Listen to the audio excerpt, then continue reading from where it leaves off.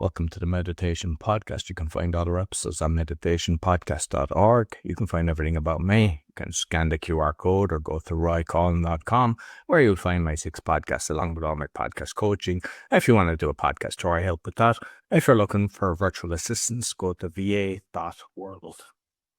My guest, the author of not one book, not two. No, she had to kind of do it a bit different. 21 books, a speaker, holistic counselor. She has worked with over 7,000 clients and thousands of students, uncovering one undeniable truth: unresolved emotions profoundly impact our health, mental well-being, and physical pain. This groundbreaking work explores 722 ailments and the emotional root behind them. And we're not going to have 722 episodes and one each time. No, we'll delve into this. She has taught self-help events in more than 43 countries. From South Africa, living in Indonesia, please welcome Dr. Evette Rose. Roy, thank you for that wonderful introduction. I am thrilled to be here with you today and with everyone else. Yeah, no, so I'm looking forward to this. And always it's kind of like at the start, it's like you just feel someone's energy. So straight away it was like, boing, it was, which is fantastic. I suppose. That's great. Yeah, no, I mean, you've done incredible things. I mean, even writing that amount of books and just all the stuff that you've done. And like I went through all the different things that you're working on, which is incredible. But what I do, go back a little bit and we'll kind of see the young Evette, what was going on and how you got into all this. So the young Evette, believe it or not, are you ready? Still young, so I'll give you that one. No, I'm in my 40s. Well, I guess that's still young. I think we're still doing okay. Yeah. So believe it or not, plot twist. So right now I love helping people, counseling. So it's a very graceful, beautiful, role for me to have. I couldn't imagine my life being any different right now. But the younger Evette actually wanted to become a crime scene investigator and a lawyer. So much so that I actually studied it. I did end up studying it, Roy, but finances and, having to pay for everything myself back then, I didn't, we were not financially well off, and my finances just said no, and I couldn't afford it anymore. So unfortunately, I had to give that up, and I ended up, I was studying business management at the same time, hoping that I can work in business management and then earn more money to pay for my studies. But it just didn't work out. So I ended up in business management and in corporate. I was in corporate. I worked as project support, control support, and all of that, with a lot of men, a lot of testosterone. It was on petrochemical and mining project sites. So we'll be jumping between head office and working actually on site, where the ratio was often 2,000 men and 4 women. So it was a very tough, intimidating environment, very tough, but also we had wonderful teamwork and everything there. So that's really where little Evette wanted to start, but it didn't end up that way. So I mean, you're like, I suppose let's just touch on this one, because before we delve into the amount of things you're doing, what is metapsychology coaching? Metapsychology coaching, because I think that would be the start. Right. So this is a really great question. So there was quite a big shift from what I was doing, meaning I was in business, I was in corporate, and then suddenly as most of us have, I had my dark night of the soul. Things just didn't work out the way that I wanted to anymore. My habits, my patterns, the way that I was coping with my life really caught up with me. So I was actually raised by a father that was a clinically diagnosed sociopath. He was a very volatile, hostile person, drug addict. He was an alcoholic as well. Thank goodness I didn't see him a lot, because he was in the pubs pretty much the whole time. I mean, I would see him very briefly before going to school, and then he's out until 2, 3 o'clock in the morning. And then I'll see him briefly before going to school, and then he's out until late night hours. So my time with him was very limited. But when we did connect, when we did cross paths in that house, it was, I wouldn't say it was graceful.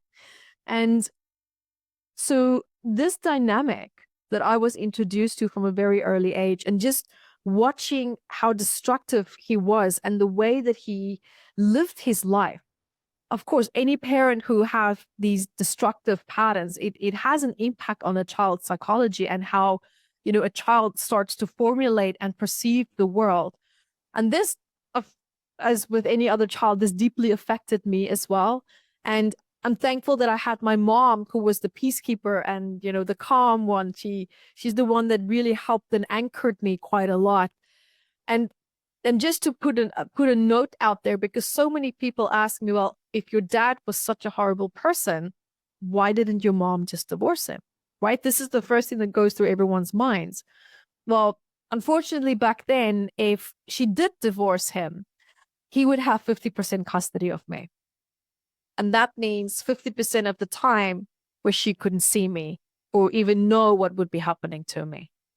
So this was quite an incredible sacrifice from her to actually stay, because at least she was there and she could manage things as best as what she could. And witnessing this dynamic with him and how he treated me and the platform that it staged for me in terms of how women are treated, what relationships are like, how men treat women. This tainted my world a completely different color than what it would have for an average person just growing up, maybe some challenges here and there.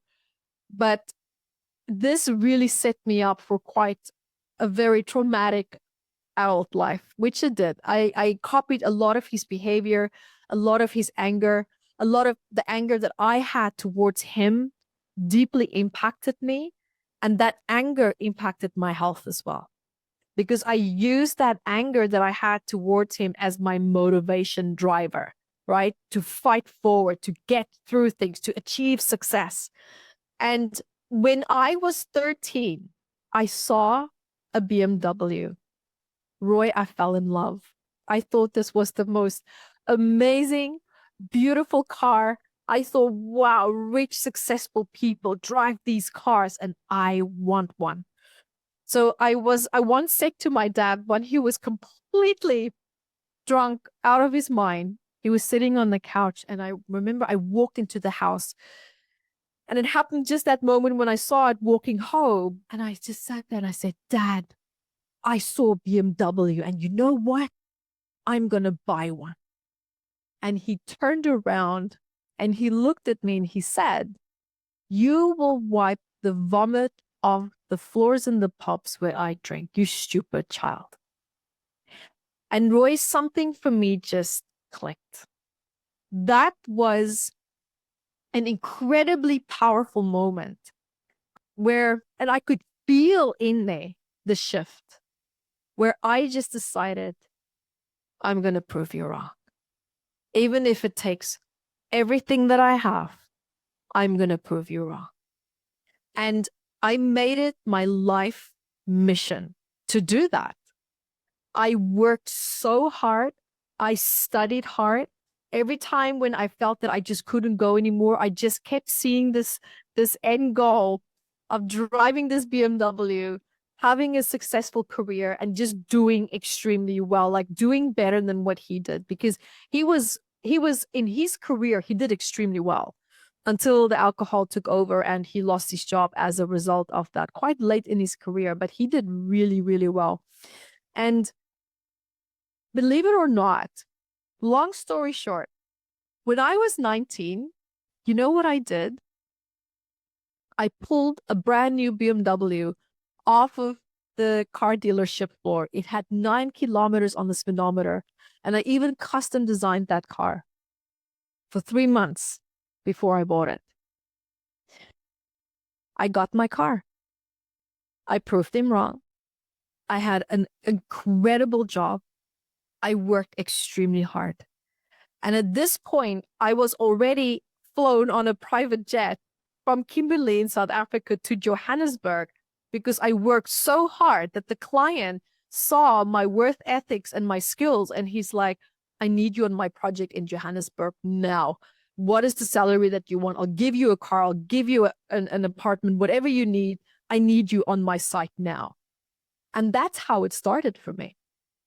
So, but just keep in mind, it was a company car that it gave me. I bought the BMW a few months after that, because when you work on site, what you have is you have a per diem, and that's your spending money. And then you have your salary. And my salary was a very, very generous amount because of the danger pay that you received, because it was a petrochemical site. And so I lived off of my per diem, and I just banked my salary. Banked it, lived my best life, had my dream car, but I ended up in hospital. I ended up in hospital for 2 days because of exhaustion, just working nonstop. You know, sometimes I clocked 85 hours a week, and all because I was still in that mode, in that addictive habit and pattern of proving him wrong. And I needed that anger to fuel me. And fast forward to when I was about 23, this way of life, at this point, I was already in Australia. I was invited to work at a company in Australia because of my skills, because of, you know, it was a very specialized type of industry that we're in. And you really need to know your stuff to really make it in there. And so I was invited with a partner at the time then to move to Australia. And I just said yes, sold the car, sold everything, 2 suitcases, and I went. And did extremely well there as well. But as with anything in life, everything has a threshold. And my mind and my body had its threshold. And I hit that threshold. And this is what, I don't know if you can relate, and anyone else listening, but that dark night of the soul, when you just wake up one day and you just look at your life and you just realize and you're thinking, what am I doing? What am I doing? I was angry all the time because I needed my anger to get me to where I wanted to be. I continued, you know, the pursuit of success. It became such an addictive habit and pattern that I couldn't let go. I couldn't let go. I felt like I was going to die if I let go of that anger. But it also drove me into a lifestyle and into a toxic relationship. I didn't have friends because I was working all the time. I felt lonely. I was miserable. At this point, I started drinking. I slowly became my dad. I slowly became him. And one day, there was just this big, bold question. Why is it that other people are happy and I'm not? What is it that they're doing that I'm not? And thank God for the competitive side in me, which I had. I'm competitive and I'm highly determined. That determination became tainted with the anger. I was naturally a very determined child. And so this is where I sat there. I'm thinking, okay.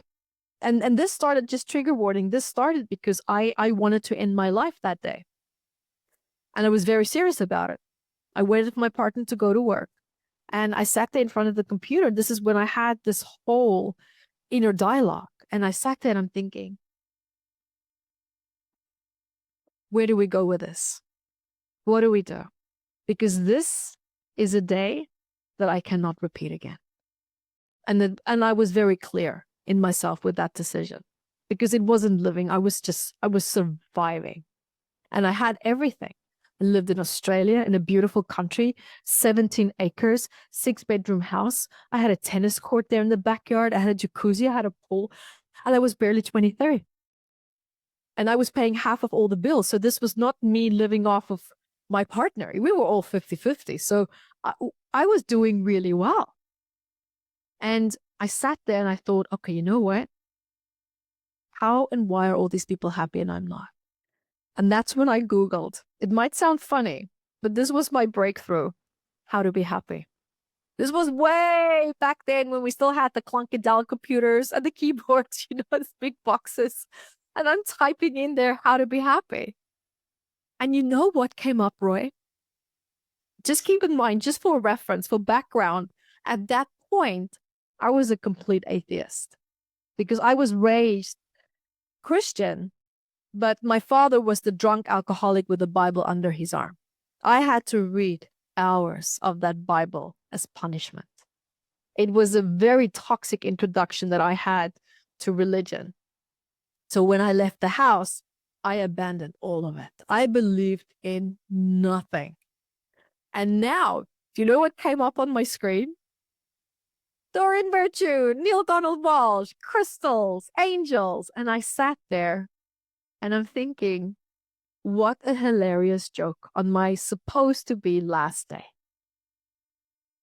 And I don't know if you can relate, but sometimes there just comes a time in our lives where we just intuitively realize and know that you don't have all the resources that you need.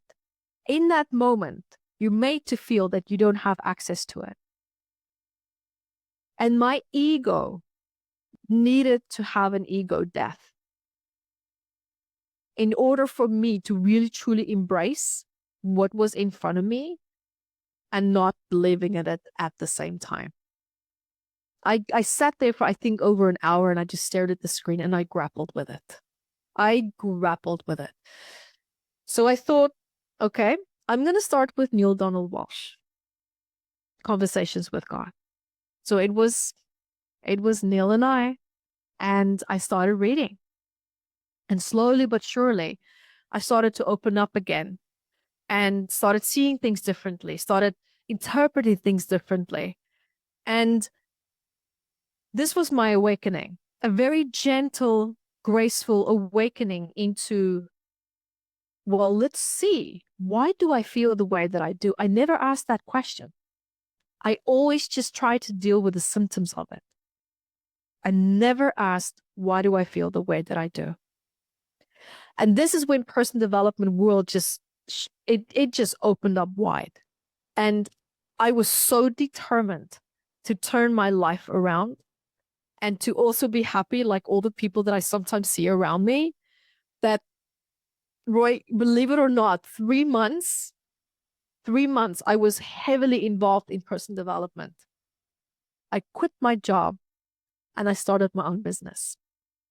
I fell so in love with the changes that I saw in myself that I'm sitting and I'm thinking, I nearly ended everything that I worked for because I thought there was no other way.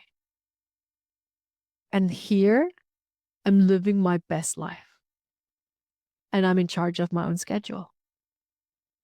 It was the most liberating, revelating experience that even just talking about it, I feel doesn't do it justice because of the intensity, the emotions, everything that just went into that. I walked away from that house. I walked away from that partnership. I walked away from the car with just this time one suitcase. I left it all behind. And I started over in another city in Australia. And simply just showing people what I did to improve my quality of life. Just that. Not claiming to help people with things that I don't have experience in, purely just experience that I lived through myself and helping people to show them how I got to the other side of it. We made a few videos. I found a business partner as well, made a few videos, put it on YouTube. Roy, it went viral. This is way back in 2008, right? Like, it went viral. And 6 months later, we were booked ahead overseas for months. And we just did world tours, teaching in different countries and doing extremely well. And this is slowly how my journey started, by learning to understand the power of emotions. They can help you to live your best life, and they can make you feel like you're living in hell. And learning to understand that they are there to guide us, they are there to help us. But what I thought I was dealing with really well, I ended up misunderstanding some of my, how can I say, my drive and motivation. Because just before I turned 30, I had a stress-induced heart attack, which would be a bit of a surprise, thinking, well, you're living your best life. You're showing people how you helped yourself. And here, at that point, I was living in the French Polynesia Islands. Beautiful life, phenomenal, sensational. And here, emotions, again, in a different way, nearly ended things for me. I was lying there in that hospital bed when, it was in a third world country, I might add. My client briefing wasn't very kind. That doctor walked in and he threw a white box of pills on my bed and he said, "Get out of my hospital." And I looked at him and I'm like, and I'm still out of breath from this whole ordeal. And he said, "You don't have a heart problem. You have a goddamn stress problem." And you know what he gave me? Valium. He said, "You need to chill the hell out, Evette." And there I was, barely 30, and dealing with a new crisis. Here's what I didn't know what was happening and what I misunderstood about the power of emotions. Eustress, that's positive stress, right? And research shows that if we have a positive relationship with stress, it's much less likely to impact your health and organs. But if you have an unhealthy association with it, it's more than likely to have this negative stress effect on your health and your immune system and your body. Now, what was interesting, I thought I actually had a positive relationship with stress. I would get off on my highs of stress, let's go. We have another project. We have another country. There's another class. We have more clients, go, go, go. I thought I was living my best life. But what I didn't realize is that I wasn't fully ready to let go of my anger. And this eustress masked the anger. It masked it. And what this whole scenario taught me and how I really deeply developed metapsychology coaching was to realize that the body is never going to fully heal if it doesn't feel safe to let go what we need to heal so that we can live our best life. I did not feel safe to let go of that anger because I associated success with that anger. I associated power, confidence, everything, boundaries. I associated everything with my anger. And my anger wasn't explosive. It was a very internal vortex washing machine is what I can call it. If you looked at me back then, you would not have guessed that I had a lot of anger. You would not have guessed. But my body revealed that through this heart attack. It revealed it through the chronic fatigue, the chronic exhaustion. And this is where I learned the power of feeling safe in order to really, truly heal. Because that's when the nervous system will regulate. That is when we can start to let go. And the stories, the coping mechanisms, the strategies, the associations that we formulated with the behavior that got us to where we were. And realizing that this is not going to help you anymore. It helped you to a certain extent, but realizing even though it was driving me into the ground, I still couldn't let go. And I needed a massive crisis the way that I had to really truly realize that it's now time to let go and it's not negotiable. So this is how metapsychology coaching, it was metaphysical anatomy, and then I slowly switched to metapsychology coaching, because when you look at the word meta is that space between you and I, where a lot of things are happening, but we can't see. For example, we met And then you said you could feel my energy was just boof, just coming through, right? But there wasn't really anything to prove that the energy was coming through. But you could feel that. That's the space between you and I and every single person. This information being exchanged in that space. And the beauty of the capacity that we have. And I know in meditation, we talk a lot about that as well, how we can control energy and matter with our mind. It's the same way as when you are in a cafe and you see someone sitting maybe on the other side. You can't see their face, but have you ever just looked at someone and then suddenly you just felt, wow, that person is really sad. They're really, really upset, right? You just felt it. There was nothing to validate it, but you felt that shift in you so strongly that it changed your state completely, right? That introspection, now it's got your attention, right? Your insula is like, wow, I'm noticing a shift in my body now. What is going on? That mind-body connection. This is the power of how we can read our environment. That meta space, that data that's being transferred between you and that person. You looked at them, energy flows where your focus is. And it's an instinctive response to just naturally scan our environment. We do it without realizing it.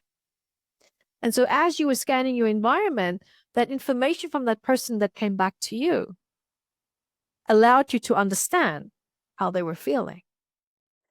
And so based on this concept, this is why I developed Metapsychology Coaching, because this is very beautiful psychological tools that I learned how to use with that meta space to elicit and to create changes in another person. Because I sat there and I thought, isn't this interesting? If I can sit here and feel someone else's emotions by just looking at them, not doing anything, and it's changing the physiological responses in my body and the biochemical responses in my body, what can I do if I look at someone with the focused, clear intention? Wow. And that question opened up a whole new door to my business and how to help people. So that's the answer to my question about metapsychology coaching. It was a mouthful, but I felt very interesting. the history it gives it such power, such meaning as to why did that end up being the way that it was? Yeah. So, you're talking about the story, and everyone's got a story, and Yeah. they become who they are because of the story. And a simple example, I mean, I was extremely shy, and then kind of realized to get my message out. And I was like in my mid-40s when I decided to do this, went from one extreme to the other, where I started, getting into Toastmasters and then being on stage and doing hundreds of speeches, become mentor and everything. And I kind of said, that was the story I was telling myself, and I hung on to that. And I know it's a lot more painful for a lot of people and what you've been through and everything. But for those that don't know what's the story, because sometimes things have happened that they're not aware of, how can they tap into that? That's a really great question. So this is normally for me and what worked for me, because that was exactly what my situation was. Because number one, the abuse that I experienced was perfectly normal. It was normal for me.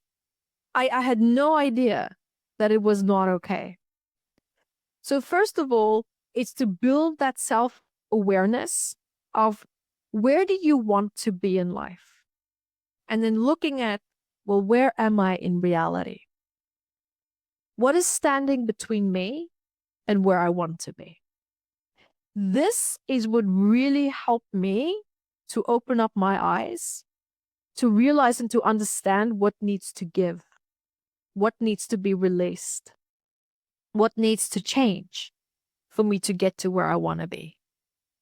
That was the biggest and first step that I could take. And for anyone else, I just want to be clear. If you ever do that exercise, you might sit there and think, oh my God, that's a lot, Evette. Like there's a gazillion things right now that I can think of that needs to go. Well, narrow it down by asking and looking at what is the biggest pain point and start with that.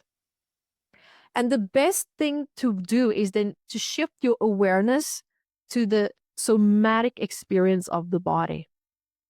Meaning, if there's discomfort in your body, follow with your awareness, where is that discomfort in your body? What does your body want to do? There's something that is in the body that needs to be released, but it doesn't know how. And just that simple awareness, that simple question asking, what does my body want to do, is already going to give you a key factor of what needs to be released. You might feel like, I need to move. Okay. Where do you want to move? Move away from what? What does that feel like? What does your body want to do next? Because Roy, your memories might feel suppressed, but the memories, the somatic memories in your body, they are a lot easier to access than cognitive memories, because your memory becomes impaired anyway if there's heightened stress. A lot of cortisol, we know that it disrupts the hippocampus, and we need cortisol and adrenaline for memory consolidation, but too much of cortisol, it impairs the hippocampus, the limbic system, and that causes memories to be stored in a fragmented way. So the chronological order is completely haywired. That's why we have gaps in our memory. But the body, the nervous system, remembers exactly how it felt during these stressful moments. We store memories cognitively, and what I call it is the emotional body. The body itself stores these memories and these reactions, and even more so reactions that you couldn't act out on. And this energy becomes stuck, and it's stagnant, and it stays in the body. So a beautiful way and a gentle way is to keep asking the body, how do you feel? I feel uncomfortable. Okay, well, where is the discomfort? When you feel the discomfort that is there, does it maybe have a voice? Does it have a face? Does it give you a color? There's so much that can be done by simply just connecting back to the body. And the challenge sometimes is that we don't realize that the body is one of the most powerful entry points to healing. It's just that we have a fear of what we are going to feel, as if though the emotions are happening to us. These are just experiences from the past that is running through you, and they're only coming up to be released. Emotions, like I said earlier, they can help you to live your best life, and they can also make your life hell. So if we don't understand, or at least start to change our perception around emotions, and if our relationship with emotions remain negative, it's always going to taint and sabotage your ability to correctly decode and interpret what the message of these emotions are. Emotions are there really, truly to help you live your best life. But that also means showing you what needs to be released. Because sometimes when these emotions come up, that biochemical response in the body is so strong that it makes a person feel like they're reliving it. And that's what people try to get away from. We are discomfort avoidant. So then we dive into, our coping strategies. We start to sabotage. We start to procrastinate. It's that moment when the emotion comes up where we have 90 seconds in order for the prefrontal cortex to kick in, to start to make a more informed decision on how am I going to react to this? What am I going to do with it? It's that 90-second window that's going to make or break whether you're going to constructively address this emotion, or if you're going to bury it deeper and reinforce a negative coping strategy, which can end up causing more stress, later on down the line, causing you to even probably create even more coping strategies to cope with that strategy in itself. I mean, the ripple effect of this can be incredible, very powerful, but it can be constructive or destructive. So first of all, is to remember that whatever it is that your body is feeling, it's only there because it wants to be released. Believe it or not, the body is solution orientated. Even if we become ill, that's just the body collapsing under not having the resources that it needs in order to cope with the stress that we are ourselves not dealing with. Right? So it's the body's sole purpose to keep you alive. It has no interest in failing you. No interest. So I do hope that does that answer? No, and I mean, Oh, no, definitely, and I suppose I can give people maybe yeah. something to add on to that. I was working on a construction site, and I was kind of doing the same thing, working from 8 in the morning till 12 at night, and I was getting lots of promotions, doing well and everything, but it came to it. And then I got back pain, and it was like sciatica, trapped nerve. And I tried everything. I tried acupuncture, faith healer, spiritual healer. No matter, I have a book on the things I tried. I tried everything. Then I got an epidural, and they basically put you to sleep, manipulate you. And then I was getting shooting pain down the other leg. And eventually I was told, you have to get an operation. And I was at my wit's end. It was just like, I don't like medication because it just affects my stomach, and I'm not one for taking tablets. So I went and got the operation, and they were saying, oh, your disc is protruding, and that's what's hitting the nerve, and I expected to come out of that and nothing. Well, I was the exact same, and I was at my wit's end. I was ready to pull the plug at that stage. And for some reason, the book Healing Back Pain by Dr. John Sarno landed on my lap, and I was able to do it through my mind. And over 20 people, I have basically, some people get it down the arm, others on the leg, and it just shows exactly what you've just said, because we think that we have an ailment, and that's what we're told by the medical profession that tried to push kind of lies to make money from you. And then you realize a lot of stuff here is just kind of your way of saying, "Ooh, let's get to it." Based on what you said, that's I love that. And you just touched on something so important. I actually just wrote a book also this year about solving pain without pills when the answer is not in the bottle. And it's exactly what you said. So much of just pain perception we can control with our mind by just reconnecting back to the body.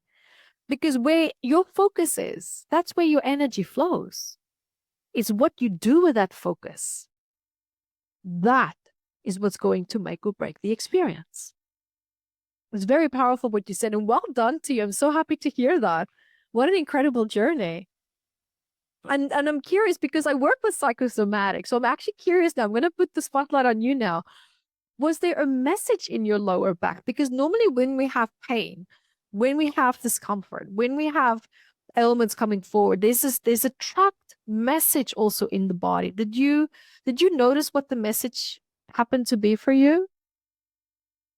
I mean, my thoughts from it was that to be more present in my enjoying life instead of just working, thinking that I get this, I'll save up. I mean, I was able to buy a car from a bonus outright, cash outright, and a good car. Amazing. But it's like, you start realizing that it's not all about the money, and it's just be kind of present. And I had another journey as well later, losing everything, and then kind of that's when I got into meditation and breath work, and kind of learned from that.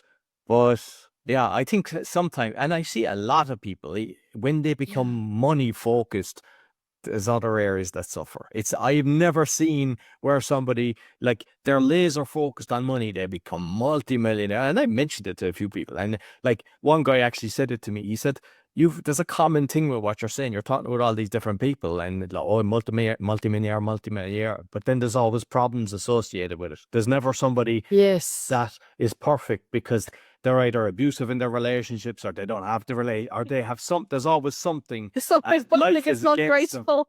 Yeah. It's so true. But it's so true. And it was my experience as well. That was absolutely my experience as well. the heart attack, the anger, the destructive relationships. But to the eye, I had everything. And I did it twice in 2 countries. And my life was hell. It's so true. And what I learned from that is because of the core driver, the foundation on which we build our success. I actually wrote about my heart attack in my book called The Abundance Mindset, which is exactly where I talked about my relationship with money and with success, and how that foundation was layered with this anger. And when you start to build your success on this faulty foundation, subconsciously, you're always going to need the pain or the wounds that helped you to shoot up to that success because it's anchored in with one another. That's the underlying motivating driver. And that's where I had to relearn. How do I change this motivator? How do I change that driver to be healthy, to be peaceful, and to be in alignment with who I am as a person? Because in the past, that driver, it completely disorientated me. I felt like I was ripped into different pieces. I was living different lives. It was chaotic. It's the best way that I could describe it. It was absolutely chaotic. I completely lost touch with myself. And then slowly building that back up, coming from a place of my values. Why do I do what I do? What is it that I'm waking up for every morning? What is the most important about what I do? And so it's really about rebuilding the motivation behind what I do, and then sustaining the financial side of it as well, where I'm learning the balancing act now. And I don't know if you can relate. I don't know I would love to hear what your experience and your story is with that right now. But this relationship where it's almost like it's like a dance. It's like you dance with finances, you dance with success, you dance with happiness, you dance with ruin. Everything just starts to gracefully coexist with one another. And what that collapse taught me, because I forgot to mention, after the heart attack, of course I did the right thing by everyone, but I walked away again. I walked away from the house. My big 6-acre house in the French Polynesian island, I walked away from it all. Everything. And ended up in Indonesia in the backyard of a Balinese family's guest house, sleeping on a mattress on the floor because that's all that I could afford at that point. And slowly but surely building my life back up again. But I deliberately made it my absolute God-given mission to find my happiness before I even tried to rebuild my business back up again. Because I needed to have that anchor in myself so that it's not anchored to money. And that's when I really, truly learned and finally understood what it meant to not be controlled by money. That's when it really hit home completely. It's one thing, when you hear something and you keep hearing it, but then one day it's just like that slap on your head and you're like, now I get it. I get it and I feel it. So that was a much needed awakening, in my opinion. For me, I mean, I'm sure for other people, I wish it to be more graceful for you. You don't have to go through all these being thrown into a tumble dryer and a washing machine and all of that, which I kind of feel like I was in. And that is my greatest wish, is for people to really, truly find that anchor within yourself. Because when you are your own anchor, no one can control you. No one can possess you. You are self-possessed. And that also means that you have accepted that you are perfect at being you. And that contentment, Roy, it's like, Roy is joy. I want to say joy. I wanted to say joy, but then I realized I'm also talking to Roy. But that brings a whole new level of joy and happiness. A whole new level, which I haven't been able to meet because my pursuit to that place was faulty and built on a rocky foundation. That is the greatest gift that I ever could have given myself. And honest to God, I wish that for everyone else. That peace and that contentment to feel so in control of your life that even when things get really hard and you feel like you're on your knees, you are still your anchor. And for me, and this is what I love about meditation. So when we kind of connect, I'm like, oh, wow, Roy does meditation. This is so much fun because my breath is my anchor. This is what brings me back into my body. Breathing, just being present. Because when we get stressed, when we panic, we are now stuck in probably 3 or 4 alternative realities, right? The brain doesn't know the difference between imagination and something that's actually happening that happened from the past. So if we get caught up in all these fears and all the stress, your body's having a full-blown biochemical response. And when I start to feel this chaos, I come back to my breath. I come back to what is real. Your breath, your heartbeat, and where you are right now. And this is what anchors me every single time. So that's where, in my pursuit to success, my company, working on myself, failing miserably, I wouldn't even call it failure, but at the time it felt like a complete collapse of everything that I worked for. The shame, the humiliation, the sense of just, how am I going to get back on track? The questions, the self-doubt that it triggered, it was incredible. It was powerful, but not in a good way at the time. But I navigated gracefully my way back to it by finding my anchor. Yeah. You never, at the time, it's hard to see the light, but when you look back, it's kind of what makes us. And based on what you've just said there, I mean, I've had combined, I suppose, I've had in syndicates and things like that, I had as many houses as you have books written. And Oh my goodness. I had a lot of stuff that I was doing. I was doing very well. And then the crash happened. I still was doing well.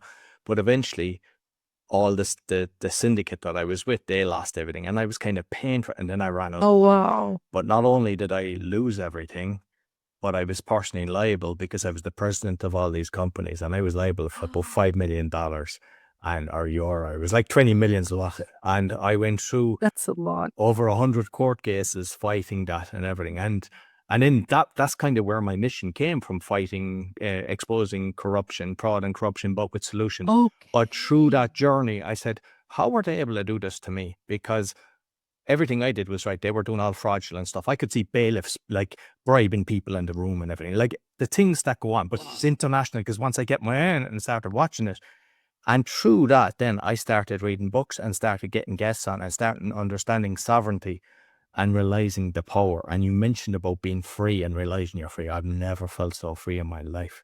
And it's like they've come after me. They tried to get me in court. They tried to get bailiffs after me. I got them all to back away. And even when the lockdown was on, I wouldn't comply with wearing a mask. And it, irrespective of what you believe, has nothing to do with me. But I just said, I had studied it and I realized the dangers of it and that the whole lot was a farce. So that was on my own education of what I'd done. I guess I got, and police came up to me and they screamed at me and I just turned to them and I said, are you talking to me? And they just went in shock. And I just walked on and I was with my son and he was like, I kind of showed him a lesson. And everything I do now, it's like, I do not let anyone, I've screamed at judges because I saw corruption. I stand up to the police, anyone, even detectives and everything. I no longer allow people to manipulate me. I don't abuse anyone. I'm not aggressive, but I will not tolerate. And you see them, they're like puppies. Their head goes down when they do that. And most people wouldn't even realize you can do that. But when you stand in your own power and your own freedom And I wish more people would realize that and realize the power of the signature as well, because all the corruption that people do, it's all about, here, sign that there, please. And you sign it and you just comply to what they want you to do, and then you're liable. And when you realize your own power, they all back off. Yeah. And you know, that incredibly powerful moment of realizing your power, you know, you just touched on something so important, because a big part of, and I don't know if it was the same for you, but for me, I realized this story that I was telling myself about myself, it's that echo, it's that mirror reflection of how we were treated as children. You know, that toxic feedback, the negative talk, the being shut down, you know, emotionally unavailable parents, right? All of this. And all that feedback that starts to become this internalized voice and almost serves as like this barometer of what we think we can and cannot have. I once did a meditation, and in that meditation, I realized this false belief. Like, it's one thing to hear, oh, but that's a false belief. But again, this is coming back to what I was saying earlier as well. To really feel that, to really get it, to really grasp it. And when I realized how all this negative feedback is what I place my worth on, and that all this feedback is just traumatized opinions from people who don't have it together. And here I am giving my absolute power away to all of that. And I called my power back from that. And Roy, wow, that was another big moment for me. So I love what you said there about standing in your power, but I want to know, what did you do to get into your power? Like, what was your mental process for that?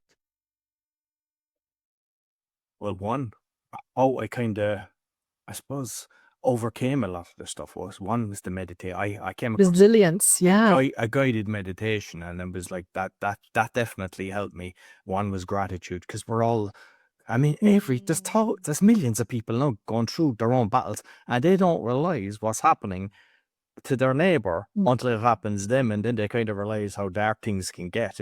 We all have our own journey, but with what I've realized is what you're grateful for, we start attracting more of it. And it's like what you were saying earlier. You see somebody with the energy, it's the same thing. You put your energy towards lack or bills. What do you attract? What comes in the door? Bills. Because if you're thinking bills, but if you start thinking abundance and money, and it starts working. And the other always forgiveness. And I know I mentioned it sometimes, but it's been a while since maybe I said it on the show. But there was a load of stuff that I had, big bucks. And I said, I have to forgive people. And just the way people had robbed me and different things.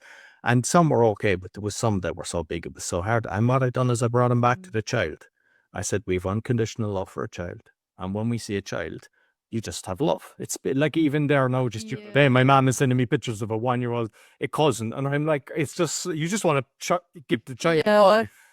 And I kind of brought them all back to the child. And I said, they were like freed, like we're talking about, but yet external circumstances like the abuse of alcoholic parent or whatever, our parents working so hard that they take their eye off the ball, and then the person became who they are. So I was able to forgive him by saying it was external circumstances made them who they were. But what it did is it freed it from me, because I had the hatred. They weren't thinking about me. And once I forgave them, it was like liberating. I encourage everybody. Forgiveness is so powerful. It really is. I love that. That's such a beautiful way of dealing with it.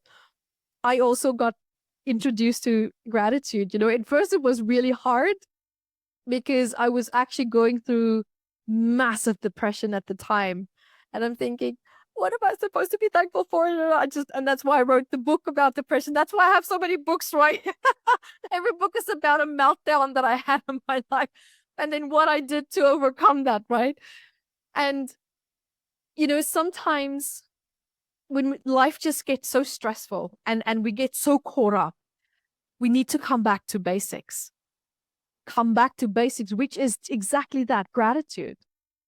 And for me, when I hope this can help at least just someone out there, like if you're really going through it. To do gratitude for me was tough, but I looked at it from the perspective of just walking outside, and then I'll look at a tree and I'll see the leaf just move a specific way just for a split second. And I'll just stand there and I'm like, wow, I just captured a unique moment that no one else saw. A beautiful, unique moment that's never going to be repeated in the exact same way again. And just that moment really brought me into the present, because my depression was so bad. I was on very heavy medication in my early 20s, very, very heavy. And just to start with the small appreciation of just coming back to the little things. A bird just sat there and it just sang. What a beautiful sound. And I was the only witness. And it was so beautiful. It was there just for me. Like just connecting to these moments, just these simple little things, just being thankful for being able to breathe. Simple, simple things. Because we are so good at overcomplicating our life that when we start to come back to simplicity, it really helps to balance out that reference for the perceived challenges that we thought we have, because it gives that fresh baseline. As an example, you know, they say sometimes too much of a good thing or too much of the same thing is you can start to feel unhappy with it, mundane. Some people might call it like just a passing wave of maybe depression, not fully clinical depression. I'm going to share something with you and everyone else, what I actually do in my life to keep myself balanced. Say, for example, I travel. We will sometimes stay in a 2-star, maybe a 1-star hotel for a few days, and then we'll switch back to 4-star or 3-star. Just to come back into that place of, wow, I appreciate having a clean room. I appreciate having a television that works. I appreciate having clean sheets. Just these simple little things. I constantly live my life to have regular references so that I don't become a spoiled brat.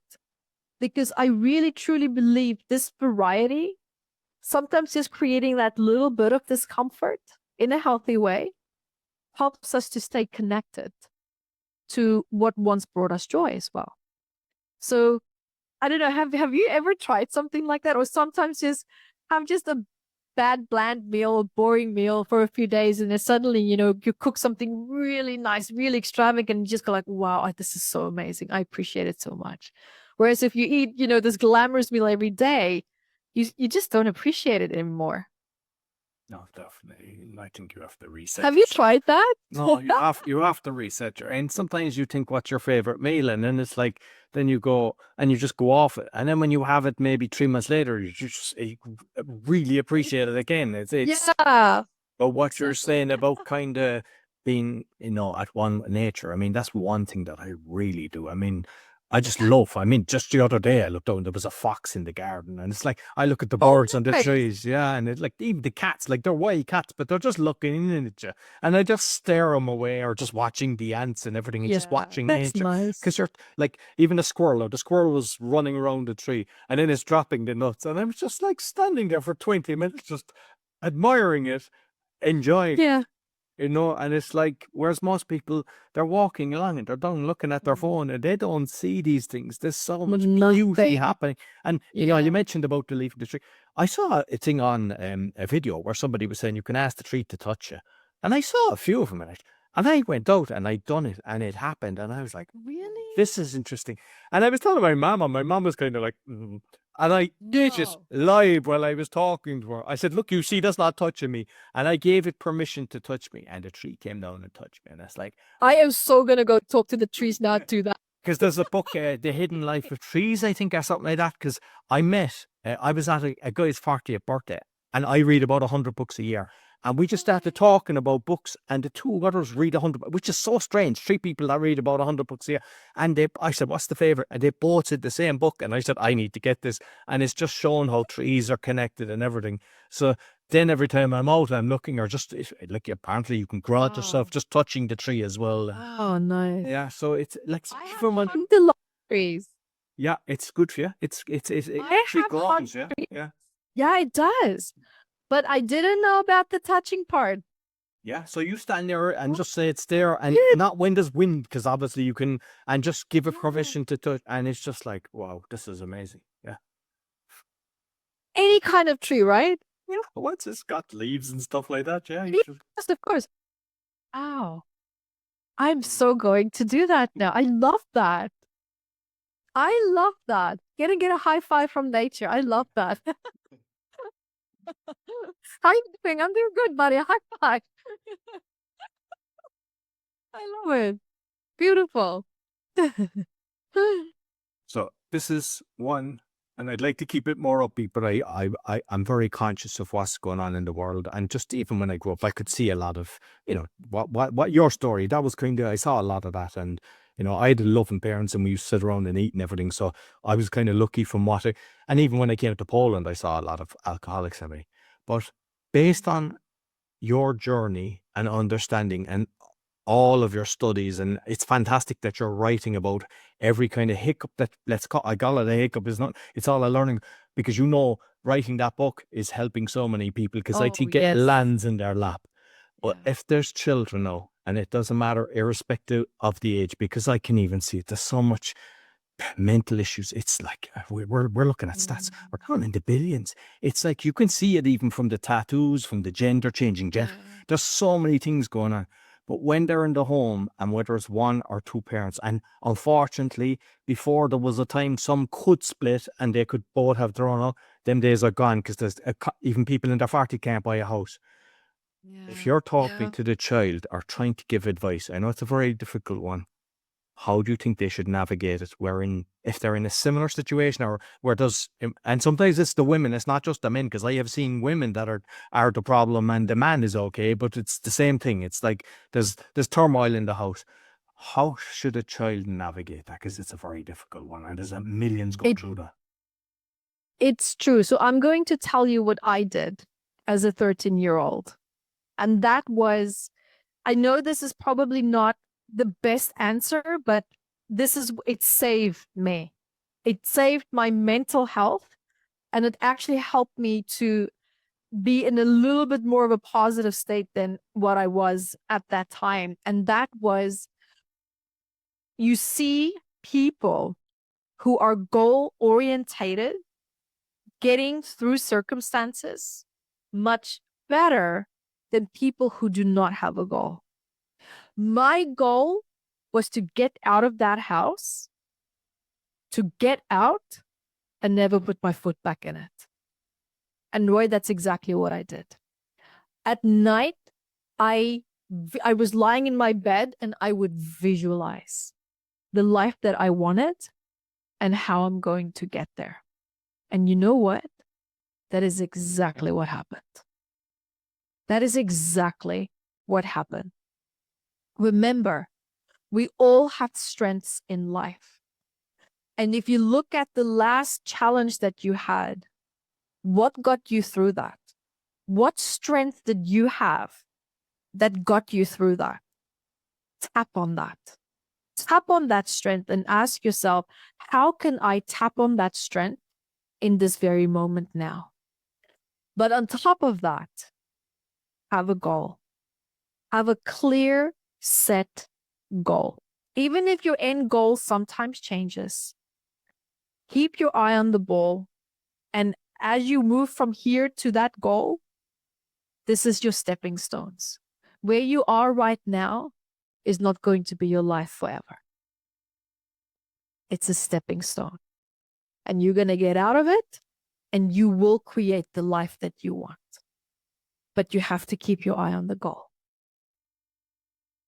This, Roy, it got me through really, really dark times. I mean, I didn't share this, but we lived in a terrible neighborhood.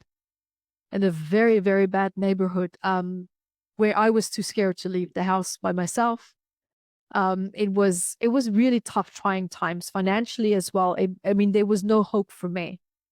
So I ended up, and I'm going to share this, I ended up working 2 jobs. I worked 2 jobs to pay for my college, to pay for my business management certificate so that I can get a job, and then pay for my, crime scene investigating and law and everything that I wanted to do. But I studied so hard that I was able to skip grade 11 because I went to a private school because of an incident that took place, which we didn't even have time to touch on. But I couldn't finish high school because of something that had happened. And so I went to a private school that we couldn't afford. And so I got the 2 jobs, and I went to a government private, not a private school, but just a distance learning school. And I had to teach myself. I was 15.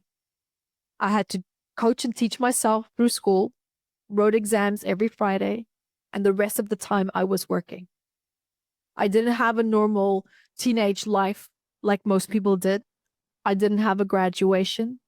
I don't get reunion invitations, right? My life was very different. So please don't take what I'm saying very lightly. I'm coming from a place where I had my own hardships in that.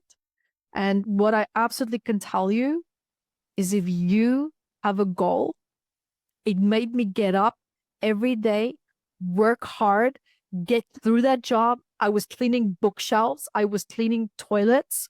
And the other job was as a receptionist as a gym. I did it, and I did whatever I had to get out of that house. Because the moment you leave that house, you are your own authority. And this was that got me through it successfully. As hard as it was, as isolating as it was, as tough as it was, I did it. But I will say it wasn't easy, but I hope that it helps. You need to have a goal. Oh, that's beautiful, because a lot of times people, they're kind of saying, you know, the circumstances, blaming on the circumstances, poor me, and then they're thinking about, and then they're just attracting it, and unfortunately they come out of, the house, and then they attract the exact same thing. Where's the goal? Because I know that there'll be people listening that might even know somebody, but they might have access to the child, and they can just sit down and just mention what you've just said and said, what's your goal? Have a dream. That's it. And it just shifts everything. It's like, no, I have a different mission in life, and you're no longer the victim. You're just, okay, I have a goal in life. And I know it's kind of different, because it's like, say for me, my mission became to expose fraud and corruption. It's no longer about me. I'm tiny when you consider the mission of actually what I'm trying to achieve. And I think when people become mission driven, then life, you're not looking at every single little thing that's happening to you. You're just looking at the bigger picture, which makes life a lot better. Right. Right. And listen, let me tell you, people, if you look at people out there as well who are successful in life, they are goal orientated, and they are disciplined, and they've learned how to use the strengths that they used in the past to get through challenges, to support them through hard times. Every single one of them. Every single one of them. I cannot stress enough to you, it's so important to have something that you can wake up to look forward to. It is the absolute pivotal, holy grail foundation of successfully getting out. It's you jump out of bed instead of crawling out of bed. That's the difference. That's it. That's it. I hated school. Roy, I hated school. I sat in a type of school where, the kid would pass a bag with drugs right across my face to the other kid, drug dealing, screaming and shouting. The teachers would walk out. The education system was in South Africa back then. It was horrific. It was horrific. And so going to school was just not even a point, or an option. But like I said, something happened and I had to leave school as a result of it and build my life back up all by myself. Mom's working during the day. I'm working as well during the day, 2 jobs, come back, study, and the next day I do it all over again. Did I have days where I was crying my eyes out or cried myself to sleep? Absolutely. Absolutely. But the difference is I kept my eye on the goal. I kept my eye on the goal. And to this day, I am a goal-orientated person. I always know where I'm going. No matter how big or small the goal is, people always think of a goal, oh, it has to be this massive thing.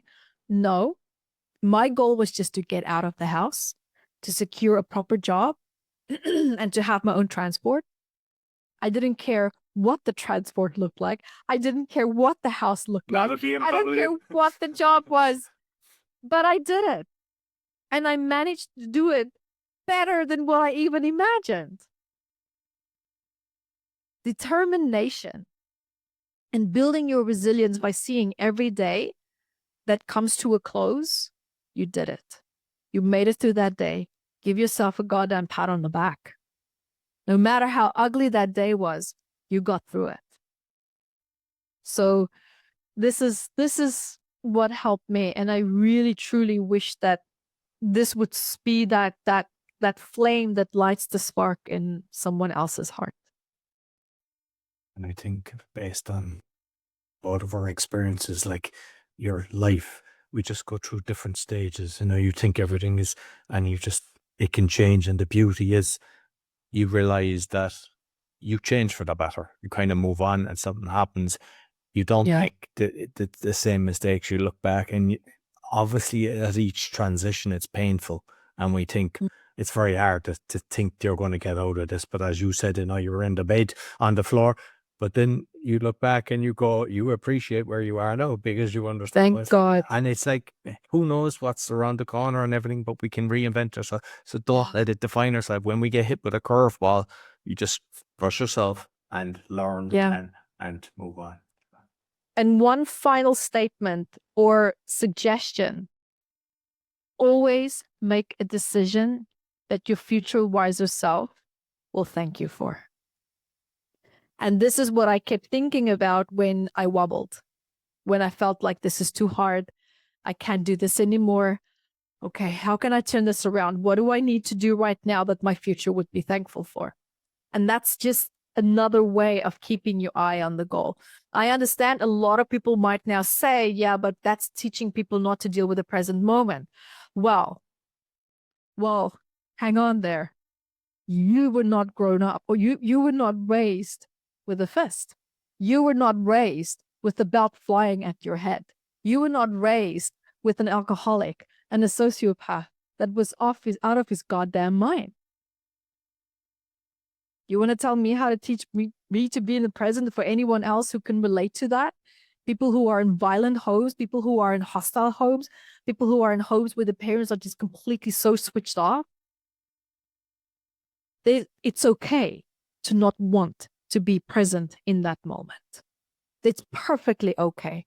Sometimes we need to adapt to coping strategies to just get through that moment. But when you get to your goal, it's important to do the groundwork, to clean up what needs to be cleaned up so that you can really, truly enjoy what you created. And not like me, go through the anger, the turmoil, the self-destruction, the heart attack before you would learn to reconstruct your life so that you can enjoy it. I see both sides of it. I really do. But Roy, that is what got me through really dark times. And let me tell you that. Because when you live in a house and you're at the mercy of a violent parent, it's really hard to explain to someone else who doesn't live that life what it feels like. It's a very isolating life to have. Very isolating. So for anyone else going through that, have your goal and stick to it. Beautiful, beautiful. Listen, Evette, thoroughly enjoyed the conversation.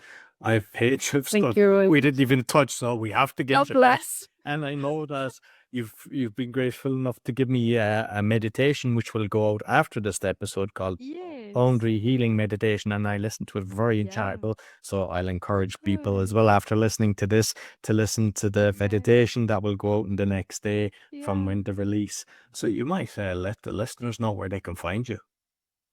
Oh, of course, I am at www.metaphysicalanatomy.com. Everything is there. Okay, perfect. Yeah, because I know you've got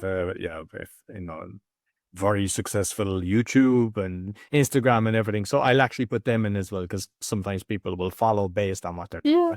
and definitely I'll get you back in a few months' time, because the stuff that you're covering is I would very love relevant, that. and it's Yeah. really helpful to society because it's badly needed. Of course. Yeah. So I would love that. Definitely. Part 2 coming up, everyone. so thank you very much. So Thank you, Roy. no problem. So that's all for the meditation podcast. You'll find all our episodes on meditationpodcast.org. You can scan the QR code or go to roycollin.com, where you'll find my 6 podcasts. You'll find everything about my coaching. If you're looking for a virtual assistant, go to va.world. Sure, give us a thumbs up, 5-star rating, share with your friends. And I'll also give the link to Evette's podcast, and make sure you do the same there. Until next week, take care.